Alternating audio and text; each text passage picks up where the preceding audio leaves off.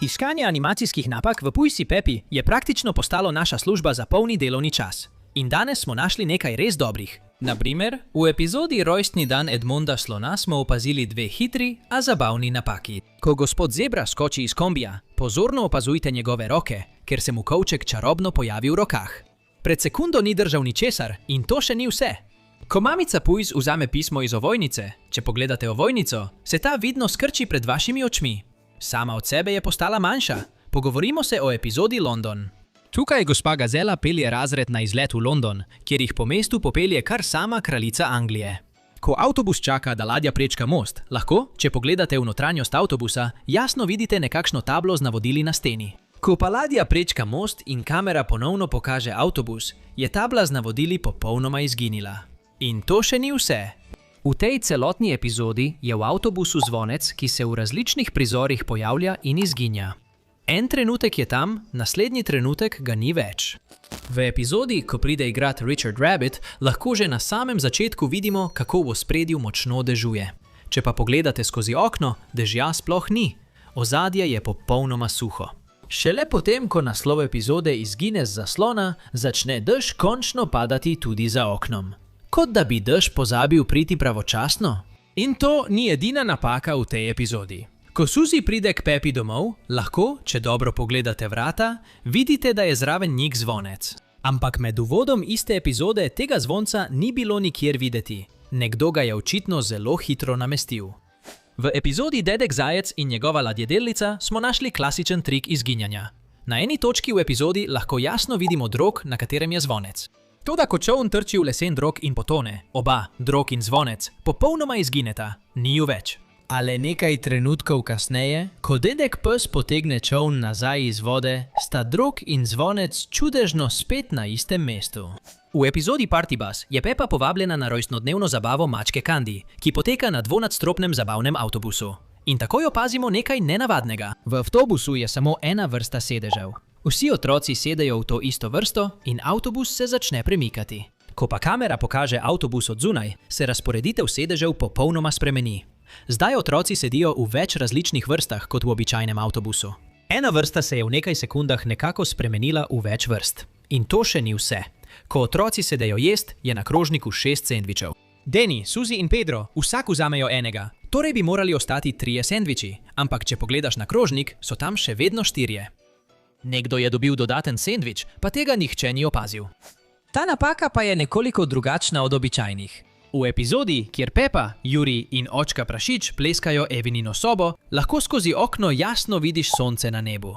Ko preskočimo naprej do trenutka, ko končajo s pleskanjem, je zunaj že tema. Toda tukaj je nenavadno. Sonce je še vedno na popolnoma istem mestu kot prej. Vsi vemo, da sonce vzhaja na vzhodu in zahaja na zahodu. Torej, če je minil čas in se je stemnilo, bi se moralo sonce premakniti po nebu ali popolnoma izginiti. Zdaj pa je naslednja iz epizode Hoops res smešna.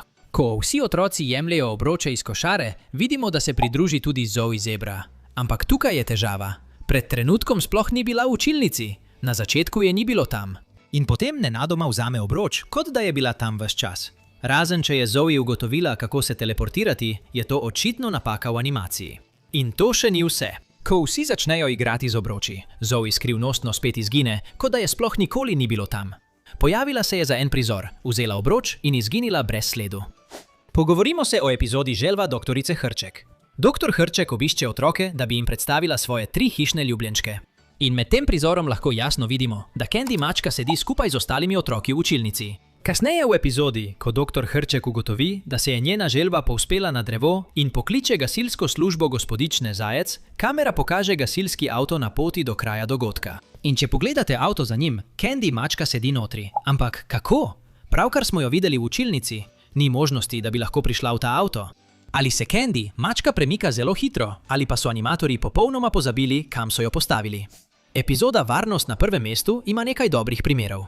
Ko očka Prašič odpre zaščitna vratca, če dobro pogledate, vrata dobesedno prehajajo naravnost skozi obraza Pepe in Georgea, kot da sploh nista trdna. In potem, ko Pepa in George začneta hišo prilagajati za dojenčka tako, da vse ovijeta v mehurčkasto folijo, jima nekako uspe oviti tudi visečo svetilko na stropu. 2 majhna prašička, ki komaj dosežeta kuhinjski pult, sta nekako ovila mehurčkasto folijo okoli svetilke, ki visi nad njunima glavama.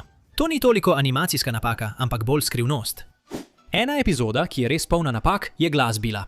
Ko očka prašič Pepi poda boben, na njem ni nobenega traku, nobene vrvice, ničesar, kar bi ga držalo. Ko pa Pepa začne igrati nanj, boben kar lebdi v zraku, kot da bi ga zanjo držale nevidne roke. Ko pa začne George trobiti v svojo trobento, če pogledate za njim, sta televizija in zlata ribica popolnoma izginili. Pred trenutkom sta bili tam, zdaj pa je tam le prazna stena. In na koncu, ko očka prašič ploska mami prašički, pozorno opazujte njegove roke. Gredo naravnost skozi njegovo glavo. Na tej točki začnemo misliti, da očka prašič morda ni povsem trden.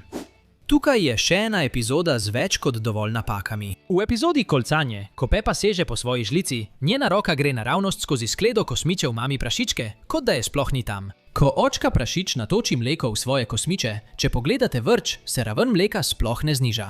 Naliva mleko, ki očitno nikoli ne zmanjka. In če pogledate skledo kosmičev na mizi, v resnici ne stoji na mizi, ampak rahlo lebdi nad njo. In na koncu se osredotočite na žlico v Pepini roki, ker je že v naslednji sličici popolnoma teleportirana iz njene roke na mizo. Če gremo naprej na epizodo Kompost, si oglejte tablo s slikami na steni. Na začetku epizode jasno visi nad kuhinjsko omarico. Toda nekaj trenutkov kasneje, ko Pepa pristopi k smetnjaku, se je ista tabla s slikami teleportirala čez kuhinjo in zdaj visi nad smetnjakom. In če že govorimo o smetnjaku, ko ga prvič vidimo, je pokrov popolnoma zaprt.